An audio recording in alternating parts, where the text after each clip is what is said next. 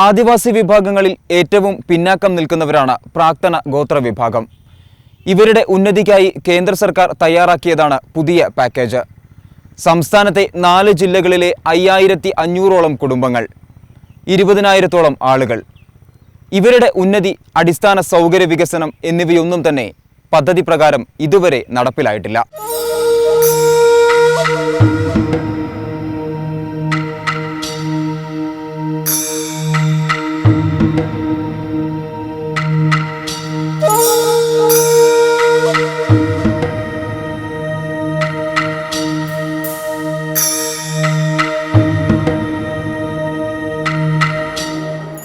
അഞ്ച് ആദിവാസി വിഭാഗങ്ങളെയാണ് പ്രാക്തന ഗോത്ര വിഭാഗം അഥവാ പ്രത്യേക ദുർബല ഗോത്ര വിഭാഗം എന്ന പട്ടികയിൽ ഉൾപ്പെടുത്തിയത്.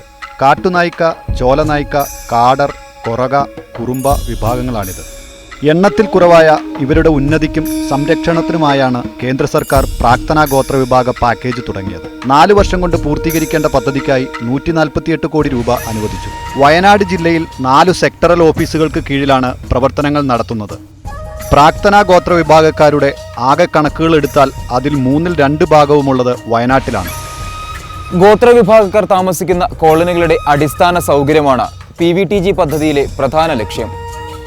എന്നാൽ വയനാട് ജില്ലയിലെ പല കോളനികളിലേക്കുമുള്ള റോഡുകളുടെ അവസ്ഥ ഇതുപോലെയാണ്.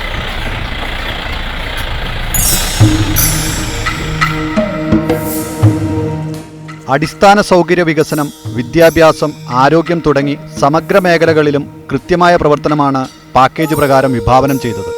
എന്നാൽ മറ്റു പദ്ധതികൾ പോലെ തന്നെ കോളനികളിലേക്ക് ആവശ്യമായ പ്രവർത്തനങ്ങൾ നടത്തുന്നതിൽ പദ്ധതി പരാജയപ്പെട്ടു. വീട്, ഭക്ഷണം, വിദ്യാഭ്യാസം, കുടിവെള്ളം, കൃഷി, വൈദ്യുതി, റോഡ് ഇങ്ങനെ നീളുന്നു പദ്ധതിക്കുള്ളിൽ വരുന്ന പ്രവർത്തനങ്ങൾ. എന്നാൽ ആകെ തുടങ്ങിയത് ഭക്ഷ്യധാന്യ വിതരണവും വീട് നിർമ്മാണവും മാത്രം. ഏപ്രിൽ മാസം, മെയ് മാസത്തോടെ ഏകദേശം വീട് പണിക്കുള്ളത് എല്ലാവർക്കും ഡീറ്റെയിൽസ് എഴുതി കൊടുത്തിരുന്നു. അങ്ങനെ നോക്കിയിട്ട് അരുണമല കോളനിയിൽ ഒരു 20 വീട് കൊടുത്തു, തൂളക്കുന്ന് കോളനിയിൽ ഒരു 6 വീട്, ഇങ്ങനെ ഓരോ കോളനിയിലും വീട് പണി കൊടുത്തിരുന്നു. ഇത് നടത്തിപ്പ് വരുന്നത് 2012 ജൂണിൽ വന്നു കഴിഞ്ഞാൽ 2012 ജൂണിൽ വീട് പണി തീർത്തവരുണ്ട് ഭവന നിർമ്മാണത്തിന്. പക്ഷെ അന്ന് തീർത്ത വീട് എത്തുമ്പം പണി ഏകദേശം 3/4 ഭാഗം പണി തീർന്നത്. വാതിലും ജനലും വെച്ച് കഴിഞ്ഞ് വാതിലും ജനൽ വെക്കലും ദിവസം ടൈലൊട്ടിക്കലും ഇത് രണ്ടും കഴിഞ്ഞ് വീട് പണി കഴിഞ്ഞു. ഈ പരുവത്തിലായ വീടുകൾക്ക് കൊടുക്കുന്നത് അന്ന് കൊടുക്കുന്ന 2,12,000 രൂപയായിരുന്നു. പക്ഷെ ബാക്കി തുക ഇതിൽ കൊടുത്തിട്ടുണ്ടായിരുന്നില്ല. അത് കൊടുത്തു കഴിഞ്ഞിട്ട് ഇന്ന് വരെ കൊടുക്കാതെ പൈസ ബെൻഡിങ്ങിൽ നിർത്തി വീട് പണി സ്റ്റോപ്പാക്കി വെച്ചു. 2011 ആരംഭിക്കേണ്ട പദ്ധതി തുടങ്ങിയത് 2012 ജൂണിലാണ്. 2015 മാർച്ചാണ് പദ്ധതി പൂർത്തീകരിക്കേണ്ട കാലാവധി. എന്നാൽ ഇതിനുള്ളിൽ ഏതെല്ലാം പ്രവൃത്തികൾ പൂർത്തീകരിക്കാൻ സാധിക്കുമെന്ന കാര്യത്തിൽ ആർക്കും ഒരു ഉറപ്പുമില്ല. വർഷത്തിൽ 37 കോടി രൂപ വീതമാണ് പ്രവർത്തനങ്ങൾക്കായി അനുവദിക്കുന്നത്. ഇതുവരെ ലഭിച്ചത് 81 കോടി രൂപ. വിവരാവകാശ നിയമപ്രകാരം ലഭിച്ച കണക്കുകളിൽ മുഴുവൻ തുകയും ചെലവാക്കിയതായി രേഖപ്പെടുത്തിയിരിക്കുന്നു. ഡോക്ടർമാരെ നിയമിക്കാനായിട്ട് ഇവർ കൊട്ടേഷനൊക്കെ എഴുതി കൊടുത്തു. എത്ര ഡോക്ടർമാർ വേണം, 3 താലൂക്കിലേക്ക് 3 ഡോക്ടർമാർ വേണം, അവർക്കുള്ള സ്റ്റാഫുകളും വേണം. അപ്പോൾ ഈ ഡോക്ടർമാരെ നിയമിച്ച് കഴിഞ്ഞതിന് ശേഷം ഇവർക്ക് വേണ്ടിയിട്ട് ട്രൈബൽ മൊബൈൽ യൂണിറ്റ് എന്ന് പറഞ്ഞിട്ടൊരു വണ്ടിക്കും കൂടെ ഏർപ്പാടാക്കി. ഒരു സഫാരി വണ്ടി. ആ വണ്ടി നമ്മുടെ കോളനിയിലേക്ക് ഒന്ന് കയറി പോരില്ല, അങ്ങനത്തെ ഒരു വണ്ടി കയറ്റി വിട്ടു. പിന്നെ അതേപോലെ ഭവന നിർമ്മാണം നോക്കി നടത്താൻ വേണ്ടിയിട്ട് ഒരു എയിനെയും കൂടെ അവർ സെലക്ട് ചെയ്തു. 3 താലൂക്കിൽ 3 എയിമാർ വേണം. 3 എയിമാർക്ക് ഏകദേശം ഒരു 12 സ്റ്റാഫോളം വരും തോന്നുന്നുണ്ട്. ഈ 12 സ്റ്റാഫുകൾക്കുള്ള ശമ്പളം കൊടുക്കുകയാണെങ്കിൽ 148 കോടിയാണ്.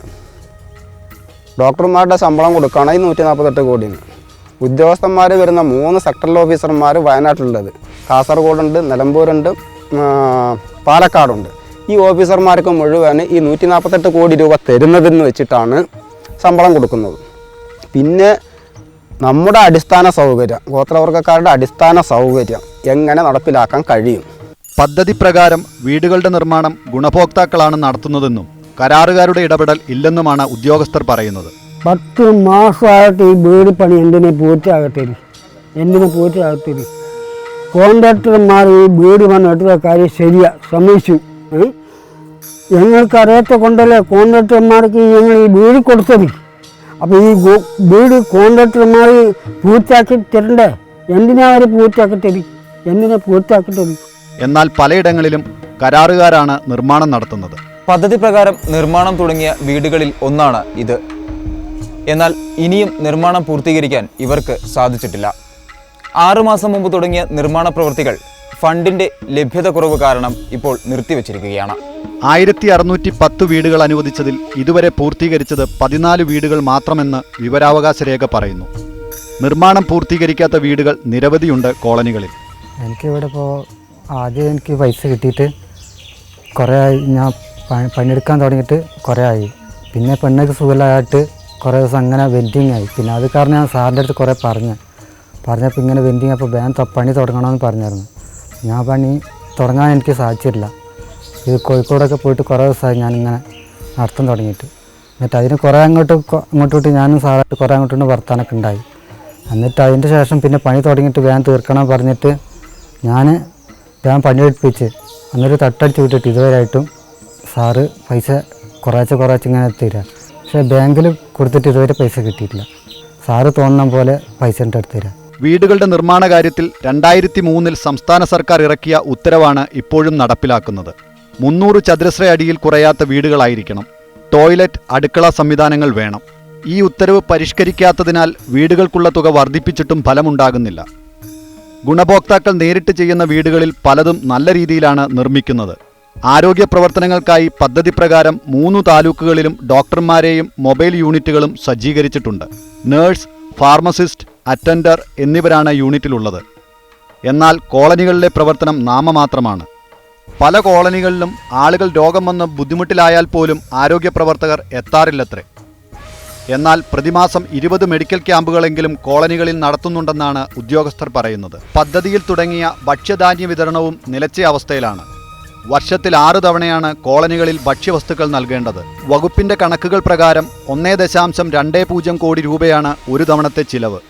അരി, ധാന്യങ്ങൾ, പഞ്ചസാര, വെളിച്ചെണ്ണ, ചായപ്പൊടി എന്നിവയാണ് ഒരു കുടുംബത്തിന് നൽകുന്നത്.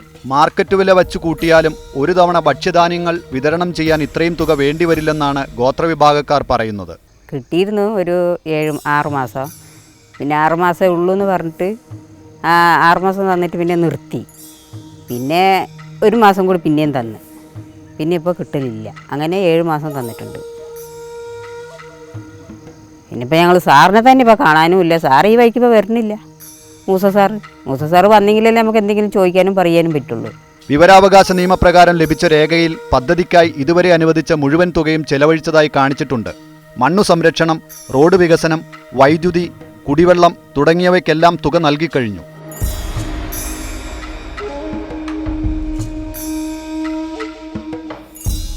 വയനാട് ജില്ലയിലെ മൊത്തം കോളനികളിലെ റോഡിൻ്റെ കണക്ക് നമ്മൾ എടുത്തിട്ടുണ്ട്.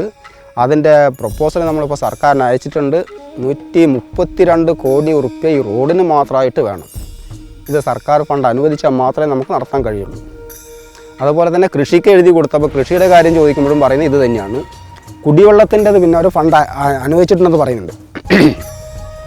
കുടിവെള്ളത്തിന് ഫണ്ട് കൊടുത്തിട്ടുണ്ട്, വൈദ്യുതിക്ക് ഫണ്ട് കൊടുത്തിട്ടുണ്ട്, അതേപോലെ തന്നെ ഈ മണ്ണ് സംരക്ഷണത്തിനും ഫണ്ട് കൊടുത്തിട്ടുണ്ടെന്ന് പറയുന്നുണ്ട്. പക്ഷേ ഇതിൽ ഫണ്ട് അവർ കൊടുത്ത ഫണ്ട് കൂടാതെ ഒരു 40 ലക്ഷം രൂപ റോഡിന് വേണ്ടിയിട്ട് ചിലവഴിച്ചു എന്ന് പറയുന്നുമുണ്ട്. നമുക്ക് കിട്ടിയ വിവരാവകാശത്തിൽ പറയുന്ന കാര്യങ്ങളാണിത്. ഈ 40 ലക്ഷം രൂപ ആർക്ക് കൊടുത്തു, ഏത് റോഡിന് വേണ്ടിയിട്ടെന്ന് നമുക്ക് ശരിയായ ഡീറ്റെയിൽസ് അവർ തന്നിട്ടുമില്ല. കുടിവെള്ളം, റോഡ്, വൈദ്യുതി എന്നിവയ്ക്കായി അതത് വകുപ്പുകൾക്ക് തുക നൽകിയെന്നാണ് ഉദ്യോഗസ്ഥർ പറയുന്നത്.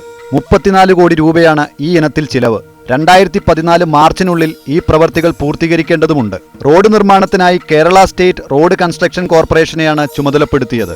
കിറ്റ്കോയെ ഉപയോഗിച്ച് സർവേ നടത്തി എസ്റ്റിമേറ്റ് സമർപ്പിച്ചുവെന്നും പറയുന്നു. കൃഷി, തൊഴിൽ തുടങ്ങിയ പ്രവർത്തന